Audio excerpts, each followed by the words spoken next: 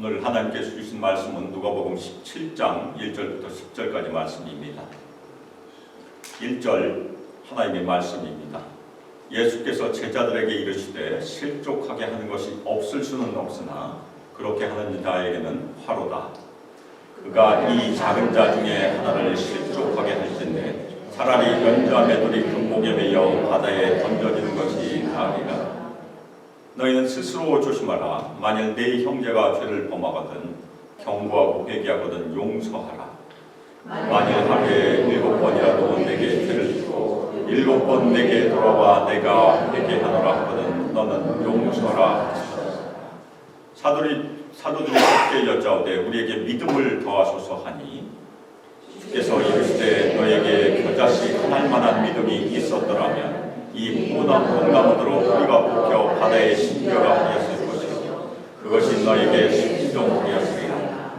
너희 중 누구에게 밭을 갈거나 양을 치거나 하는 종이 있어 밭에서 돌아오면 그대로 곧 와 앉아서 먹으라 할 자가 말할 자가 있느냐? 도리어 그대로 내 먹을 것을 준비하고 뒤를 띠고 내가 먹고 마시는 동안에 숙종들로 너는 그 후에 먹고 마시라 하지 않겠느냐? 명한 대로 하였다고 종에게 감사하겠느냐? 이와 같이 너희도 명령받은 것을 다 행한 후에 이르되 우리는 위익한 종이나 우리가 하여야 할 일을 한 것뿐이라 할지니라. 아멘. 이 시간 우리에게 믿음을 더하소서라는 설교 제목으로 준비한 말씀을 증거하도록 하겠습니다. 요셉은 17살 때 그를 시기한 형들에 의하여 죽임을 당할 뻔했다가 간신히 생명을 구출받고 애굽의 종으로 팔렸습니다. 그래서 요셉의 인생을 보면 보디발 집에서 종으로 있었다가 감옥에서 죄수로 오랜 세월을 지낸 후에 약 13년을 종과 죄수로 지내게 됩니다. 그리고 결국 하나님의 은혜 가운데 요셉은 총리의 자리에 올랐죠. 요셉이 해석해준 바로의 꿈대로 애국과 근동에 있는 지경에 진짜 큰 기근이 임했습니다. 그래서 요셉의 형제들은 식량이 떨어지자 식량을 사기 위해서 애굽에 와서 요셉의 발 앞에 무릎을 꿇었어요. 요셉의 꿈이 이루어지는 그런 장면입니다. 그런데 요셉은 형제들에게 자신이 요셉이라는 것을 바로 밝히지 않습니다. 요셉의 앞에는 선택의 기로가 있었어요. 첫 번째는 자신을 죽이려 했던 과거의 원한에 대해서 암가품을 하든지 그런 권력이 있었잖아요. 아니면 너그러운 마음으로 용서를 하든지의 선택의 기로에 요셉이 선택의 기로를 맞이하고 있었습니다. 근데 요셉은 무엇을 선택했습니까? 형제들을 용서했어요. 그런데 형제들을 바로 용서하지 않습니다. 저희가 창세기 읽어보면 아주 긴 감정의 줄다리기를 하게 됩니다. 그것을 보면서 저희가 하나 이해할 수 있어요. 용서가 쉽지 않다. 과정이 필요해요. 요셉은 형제들을 계속해서 괴롭힙니다. 형제들 위기로 몰아가고 형제들 진심으로 뉘우치고 회개할 때까지 그냥 내버려 두지 않아요. 그리고 형제들의 양심을 찔러요. 그래서 맨 마지막에 보면 요셉은 자신의 사랑하는 동생 베냐민을 만나게 되고 요셉이 꾀를 써서 베냐민을 잡아 종으로 삼겠다고 합니다. 그러자 유다가 대신 자기가 종이 될 테니까 베냐민을 돌려보내달라고 애원을 하죠. 그때 요셉이 무너져요. 요셉이 통곡을 하고 자신의 정체를 드러내고 형제들을 용서하고 극적인 성공을 하게 됩니다. 요셉은 긴 감정의 줄다리를 통해서 형제들이 죄를 깨닫게 했고 형제들이 마음의 고통을 겪게 하고 회개를 하게 함으로써 용서와 화해를 이루게 한 것이 요셉 이 얘기 중에 한 부분입니다. 그런데 이 모든 것 뒤에 하나님의 계획이 있었다는 것이 굉장히 중요합니다. 하나님께서 야곱의 가족의 생명을 구원하시려고 요셉을 먼저 애굽에 보냈다. 그것이 요셉의 믿음이었었어요. 그래서 요셉이 형제들을 용서하게 된 것은 요셉의 믿음이 있었다는 얘기입니다. 오늘 말씀에서도 신앙의 공동체에서, 우리가 매주 모여서 예배드리는 이 신앙의 공동체에서도 다른 사람들의 믿음을 실족하지 않게 하기 위하여, 그리고 서로 용서를 실천하기 위하여 믿음이 필요하다는 것을 주님께서 가르쳐 주십니다. 그냥 되는 일이 아니라는 얘기. 그래서 우리 모든 성도들, 우리 소망교회 공동체 안에서 서로를 세워주고 격려하고 서로 용서하는 그런 믿음을 새롭게 하길 바람으로 오늘 주님의 말씀을 같이 살펴보도록 하겠습니다. 예수께서 예수님의 제자들에게 말씀하시는 그런 장면입니다. 우리도 예수님의 제자들이고 우리도 당연히 여기에 해당됩니다. 그래서 첫 번째 말씀이 무엇입니까? 실족하게 하는 것이 없을 수는 없으나 그렇게 하는 자에게는 바로다. 세상에는 실족하는 것이 많이 있어요. 그래서 실족하게 하는 것은 헬라어로 스칸달론이라는 말을 쓰는데 영어에 스캔달이 여기서 왔습니다. 근데 영어의 스캔달이 이미 뜻이 많이 바뀌었어요. 그래서 영어의 스캔달이라고 하면 추문이나 수치를 의미하죠.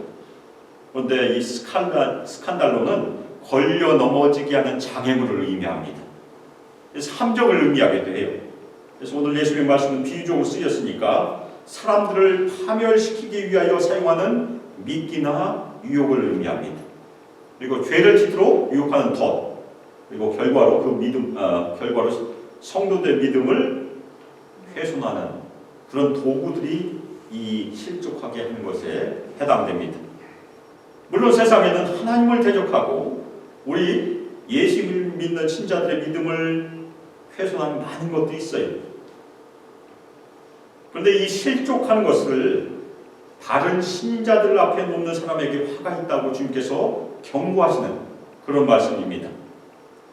세상 사람들은 하나님의 대적자 사탄의 지배 아래 있기 때문에 우리 예수님의 제자들에게 많은 믿음의 걸림돌을 주고 있습니다. 아마 세상 나가서 우리가 사업을 하거나 직장을 다니면 그런 걸림돌이 매일 있을 수 있어요. 이상한 일이 아니에요. 그런데 교회 안에서 신자들의 공동체 안에서 서로 실족하게 하는 일, 믿음의 걸림돌을 가져오는 일은 정상적인 일이 아니라는 것입니다. 그런 것이 있으면 안 된다는 얘기예요. 그것이 주님의 경고예요.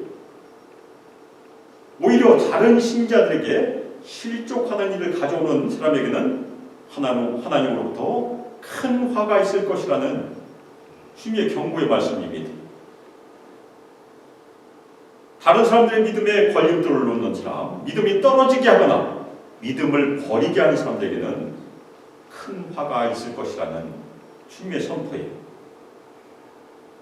그런데 그 화가 얼마나 엄중한지 오늘 말씀에 등장합니다. 그가 이 작은 자 중에 하나를 실족하게 할 텐데 차라리 연자맷돌이 그 목에 매여 바다에 던져지는 것이 나으리라. 우리가 연자맷돌을 목에다 메고 바다에 빠지면 어떻게 됩니까? 절대 나올 수 없어요. 수장되는 것입니다. 익사하고 말아요. 오래전에도 아마 이 말씀을 인용해서 한번 설교한 적이 있었어요. 그런데 그때 연자맷돌을 우리가 목걸이를 하나 만들어서 목에다 좀 걸었으면 좋겠다고 말씀드려서 제가 또 이 설교 준비하면서 찾아봤어요. 혹시 연자맷돌 작은 거 파나? 큰 거 말고. 그런데 진짜 은으로 된 것을 팔긴 팔아요. 그런데 너무 비싸서 진짜 돌로 된 거, 연자맷돌 돌로 된 것을 제가 찾으면 제가 먼저 목에다 걸고 다녔으면 좋겠습니다. 목회자가 제일 위험한 직분이에요. 설교를 하거나 목회 중에서 사람들을 실족하게 할 수 있는 일이 많기 때문에 그렇습니다. 여기 보면 이 작은 자들이 등장합니다. 이 작은 자들은 과연 누구 얘기겠습니까? 저희가 지금까지 살펴본 누가복음의 문맥에서는 작은 자들은 세리와 죄인이 있었어요. 그리고 가난한 자들, 지난주에 나사로가 여기 작은 자예요. 그리고 약자들 당연히 의미하죠. 그런데 예수님께서 제자들에게 하신 말씀이기 때문에 이 작은 사람들은 교회 밖의 사람들이 아니고 교회 안의 사람들을 의미합니다. 신앙의 공동체 안에 있는 작은 사람들. 그래서 우리 교회 정황에서 누가 작은 사람들입니까? 키가 작은 사람이 절대 아니고 신앙적으로 성숙하지 않거나 나이가 어린 삶을 의미합니다. 어린 아이들도 여기 포함돼요. 그래서 우리가 어린 아이들도 존중하여야 한다는 얘기입니다. 그래서 신앙적으로 성숙하지 않거나 나이가 어린 사람들을 실족하게 하면 화가 있을 것인데 그 화는 어느 정도 화입니까? 무거운 연자맷돌을 목에다 메고 바다에 빠지는 엄중한 형벌이다. 혹시라도 우리가 꿈속에서 진짜 연자맷돌이 목에 걸리고 바다에 빠진다면 얼마나 놀라겠습니까? 예수님 그것을 지금 보여주신 것이에요. 그래서 우리가 서로 존중해야 될 필요가 있습니다. 예수를 믿는 다른 사람들을 실족하게 하는 것은 굉장히 엄중한 형벌을 초래할 수 있다. 특별히 믿음을 떨어지게 한다면, 죄를 짓게 한다면 그것은 하나님의 형벌을 피하기가 쉽지 않다는 그런 경고예요. 그래서 우리 예수님의 제자들은 우리가 고의적이지 않지만 다른 사람들을 말과 행동으로 당연히 영향을 줄 수 있습니다. 우리가 던진 말 때문에 아니면 행동 때문에 다른 신자들이 상처를 입는다면 그것은 우리의 책임이라는 그런 말씀입니다. 그래서 우리가 다른 신자들을 말로 응원하고 믿음을 격려해야 합니다. 그것은 당연히 주님께서 기뻐하신 일이고 칭찬과 상이 따를 것이에요. 그런데 똑같은 말이지만 다른 신자들의 믿음을 깎아내리는 일에 대해서는 주님께서는 엄중한 책망과 벌을 주실 수 있다. 그 다음에 뭐라고 얘기합니까? 너희는 스스로 조심하라. 주님의 경고의 말씀. 우리가 말과 행실을 조심해야 된다는 얘기입니다. 특별히 어린 신자들, 약한 신자들의 믿음을 허물지 않도록 스스로 조심해야 된다는 주님의 경고의 말씀입니다. 그 다음에는 용서의 말씀이 등장합니다. 첫 번째는 실축하지 않도록 하고 그 다음에 용서를 실천해야 되는데 만일 형제가 죄를 범하면 그를 꾸짖고 만일 그가 회개하면 그를 용서하라. 형제라는 말은 당연히 자매도 포함됩니다. 우리 교회 안에 있는 예수 그리스도 안에서 맺어진 모든 관계가 하나님의 가족의 관계란 얘기. 그리고 죄를 범한다는 말의 원래의 의미는 우리가 화살을 쏘았는데 관역에서 벗어난다는 의미입니다. 그래서 우리 그리스도인들은 종종 하나님의 말씀을 열심히 지키려고 하지만 우리가 연약해서 우리의 말과 행실에서 관역을 벗어날 때가 많이 있어요. 하루 중에도 수십 번 관역이 벗어날 것입니다. 그래서 우리가 옆에서 볼 때 관역에서 벗어난 형제 자매를 그냥 두지 말고 우리 번역에는 경고하라고 되어 있는데 사실은 꾸짖다는 얘기예요. 그런데 꾸짖되 허물기 위해서 꾸짖는 것이 아니고 세워주기 위해서 꾸짖어야 된다. 부드럽게 꾸짖어야 된다. 용서의 정신을 꾸짖는 그런 말씀입니다. 우리가 조심해야 될 것이 누가 잘못을 하면 앞에서 부드럽게 건네내야 됩니다. 뒤에서 얘기하면 안 된다는 얘기입니다. 그래서 뒤에서 하는 얘기를 요즘 뭐라고 얘기합니까? 뒷담화라고 얘기하죠. 뒷담화. 그렇죠? 뒷담화를 하지 말라는 얘기입니다. 항상 성도를 세워주기 위해서는 항상 앞에서 부드럽게 용서하는 정신으로 세워줘야 된다. 그래서 예수님의 제자들 공동체는 열심히 화살을 쏴서 떨어뜨리는 저격수들이 많은 그런 공동체가 아니고 서로 세워주는 공동체가 되어야 한다. 그런데 한 번만 용서하는 것이 아니고 오늘 말씀에 의하면 7번 죄를 져도 와서 회개하면 계속해서 용서해 줘라. 그래서 용서는 두 가지 중요한 의미가 있습니다. 첫 번째는 기꺼이 행해야 돼. 회개하면 당연히 해줘야 된다는 얘기입니다. 또 하나는 한 번이 아니고 계속해서. 그리고 고유돼서는 안 된다. 그래서 공동체 안에서는 풀리지 않는 그런 원한이 쌓여서는 안 된다. 만일 원망과 불평이 풀리지 않으면 쌓여서 공동체를 허물게 되기 때문에 그렇습니다. 이 얘기를 들으니까 사도들이 겁이 났어요. 그래서 뭐라고 누구에게 부탁합니까? 우리에게 믿음을 더하소서. 오늘 설교 제목입니다. 믿음을 키워달라는 제자들의 요청은 갑작스럽게 나온 것처럼 보이지만 제자들이 겁이 난 것이 다른 사람을 실족하게 하지 않고 항상 용서를 실천하는 주님의 명령에 순종하기 위해서 우리에게 믿음이 필요하구나, 그렇게 이해했다는 것입니다. 그래서 더 큰 믿음을 구했어요. 그런데 예수님께서 그것에 즉각적으로 반응하지 않고, 즉각적으로 대답하지 않고 또 하나의 짧은 비유를 말씀하십니다. 너에게 겨자씨 하나만한 믿음이 있었더라면 이 뽕나무들은 뿌리가 뽑혀 바다에 심겨라 하였을 것이요 그것이 너에게 순종하였으리라. 믿음을 더해달라고 했는데 예수님께서 하신 말씀은 이해하기가 쉽지 않아요.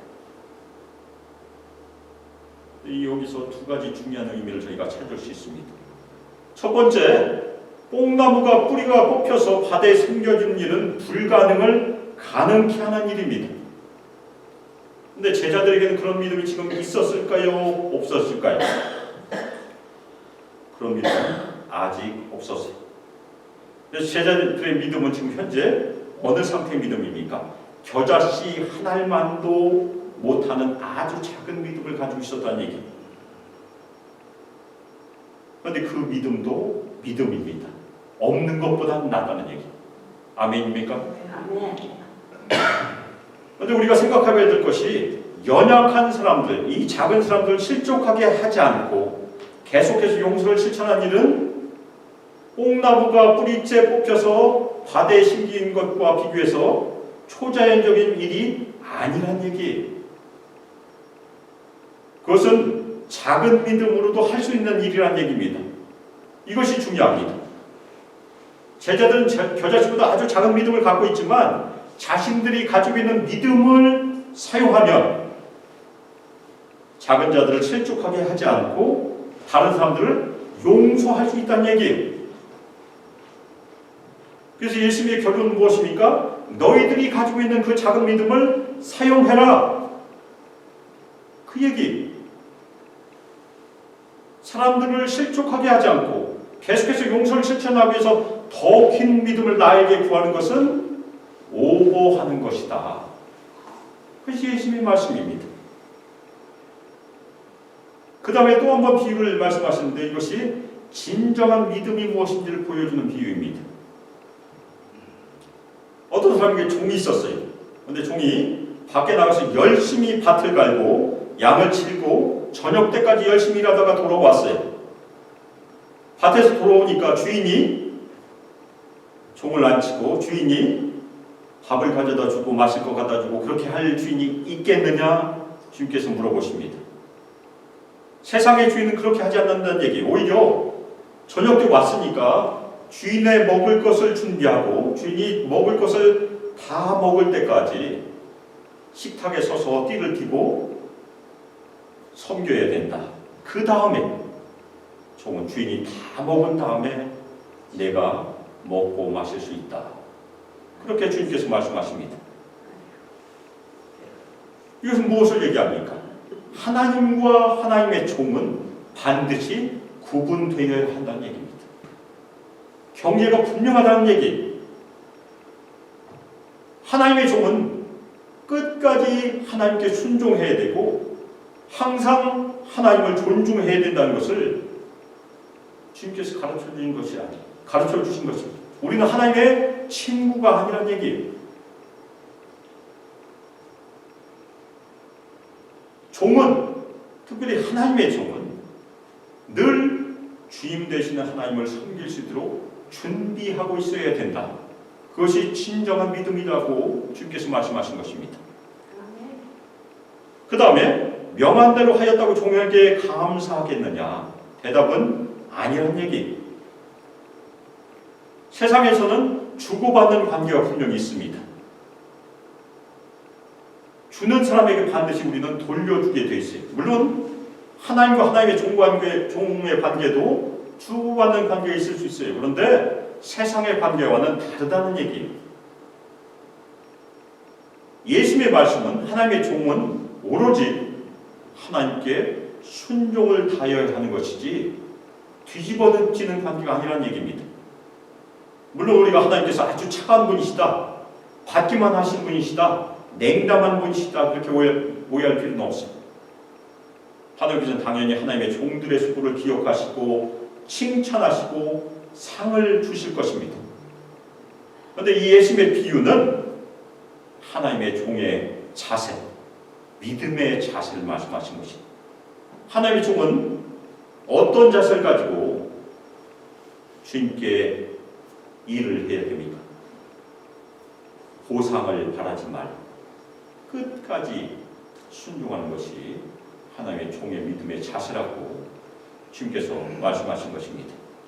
그래서 10절에 보면 이와 같이 너희도 명령을 받은 것을 다 행한 후에 이르기를 우리는 무익한 종이라, 우리가 하여야 할 일을 한 것뿐이라 할지니라. 우리는 다 하나님의 종으로 다 부름을 받았습니다. 저만 하나님의 종이 아니고 우리 모든 성도의 하나님의 종이, 우리가 먼저 해야 될 것이 무엇입니까? 하나님께서 명하신 것을 다 행해야 한다는 것입니다. 그래서 첫 번째 우리의 직무에, 그 다음에 우리는 늘 준비되어 있어야 한다. 무슨 준비를 해야 됩니까? 마음과 입으로 고백할 준비가 되어 있어야 한다. 그 고백이 오늘 말씀에 등장합니다. 우리는 무익한 종이라 우리가 하여야 할 일을 한 것뿐입니다. 우리가 같이 한번 고백해 보겠습니다. 우리는 무익한 종입니다. 우리가 하여야 할 일을 한 것뿐입니다. 이 고백이 우리 소망께서 늘 함께하기를, 우리의 마음과 입에서 늘 함께하기를 주님의 이름으로 축원합니다. 물론 무익하다는 것은 주인이신 하나님께 무익하다 그렇게 문자적으로 이해할 필요는 없어요. 하나님의 종이 하나님께 신실하게 명령받은 것을 다 행했으니까 당연히 하나님께 유익했고 하나님의 교회에 당연히 유익했습니다. 그렇지만 하나님의 종의 겸손한 고백이 바로 이런 고백이라는 얘기입니다. 그래서 이 무익하다는 고백은 다른 말로 이해하면 우리는 어떤 특별한 칭찬이나 감사를 받을 자격이 없습니다라고 하나님께 고백하는 그런 고백으로 이해할 수 있습니다. 오늘 설교의 제목은 우리에게 믿음을 더하소서입니다. 어떻게 보면 설교 제목이 약간 빗나갔어요. 오히려 우리는 무익한 종입니다라고 설교 제목을 정했어야 더 주님의 뜻에 맞을 것 같습니다. 물론 사도들이 한 이 요청처럼 우리에게 큰 믿음이 요구되는 그런 일들이 있을 수 있어요. 어떤 일입니까? 우리의 능력으로 절대 할 수 없는 일은 우리에게 큰 믿음이 요구됩니다. 저희가 아주 오래전에 함께 공부했던 하나님을 경험한 삶, 리차드 헨리 블랙가비라는, 아니 헨리 블랙가비죠. 아들이 리차드고, 헨리 블랙가비라는 유명한 목사님이 주신 그 성경 공부 교재에 보면 하나님의 크기의 일을 소망하고 기도하라는 그런 일이 있습니다. 그런 대목이 있습니다. 그때는 우리에게 큰 믿음을 더해 주시기를 계속해서 기도해야 돼요. 그런데 오늘 말씀에 해당하는 것 두 가지가 있었습니다. 다른 연약한 신자들을 실족하게 하는 일, 실족하지 않게 하는 일이겠죠. 그리고 서로 용서를 실천하는 일, 이 두 가지에 대해서는 더 큰 믿음이 요구되는 것이 아니고 무엇이 요구됩니까? 우리에게 이미 주신 작은 믿음을 실천하는 일이 요구된다는 얘기입니다. 그래서 오늘 진정한 믿음에 대해서 주님께서 주셨다고 저희가 서두에서 말씀드렸는데, 진정한 믿음, 특별히 우리 신앙 공동체 신자들의 관계에 대한 명령에 우리가 어떻게 반응해야 되겠습니까? 우리는 주님께 입을 다물고 순종해야 된다는 얘기입니다. 아멘입니까? 아멘. 제자들은 더 큰 믿음을 달라고 요청했지만 제자들이 해야 될 일은 입을 다물고 다른 연약한 사람들을 실족하게 하지 않고 서로 용서를 실천해야 했다는 얘기입니다. 주님께서는 오늘 말씀에서 우리 성도들에게 다른 연약한 신자들을 실족하게 하지 말라고 명하셨습니다. 이 명령에 우리 모든 성도들 묵묵히 순종하시기를 주님의 이름으로 축원합니다. 우리 교회 공동체 안에서도 여러 가지 잘못을 저지를 수 있어요. 그런데 그 성도들을 예수님의 마음으로 회개하는 신자를 기꺼이 용서하라고 명하셨습니다. 이 명령에 우리 모든 성도들 다 묵묵히 순종하시기를 주님의 이름으로 축원합니다. 아멘. 우리에게 있는 작은 믿음도 믿음이 특별히 우리의 서로의 관계에 세워주는 일에는 그 작은 믿음을 우리가 다 모아서 그 관계를 세울 수 있다는 얘기입니다. 그래서 우리의 모든 믿음을 다 연합하여 주님의 명령에 묵묵히 순종하심으로 서로를 용서하고 서로를 세워주고 서로를 격려하니 우리 수만교 안에서 계속해서 증진되고 우리 수만교가 성장하기를 주 예수 그리스도의 이름으로 축복하며 기도합니다. 아멘. 이제는 주 예수 그리스도의 은혜와 하나님의 사랑과 성령 하나님의 교통 교제하심과 우리에게 충만히 마시고 우리 모든 성도를 부드럽게 인도하시고 이 땅에서 우리에게 주신 믿음을 늘 소중하게 여기고 그 믿음을 늘 주님께 올려드립니다. 그 믿음을 우리 신앙 공동체 안에서 연약한 자들을 세워주고 서로 격려하고 서로 용납하고 서로 세워주고 함께 믿음이 증진되기를 소망하며 함께 나아가기를 소망합니다. 우리 수만교 모든 성도들과 우리 청년들과 유치아이들 위해 영원토록 함께하기를 주 예수 그리스도의 이름으로 축복하며 기도합니다. 아멘.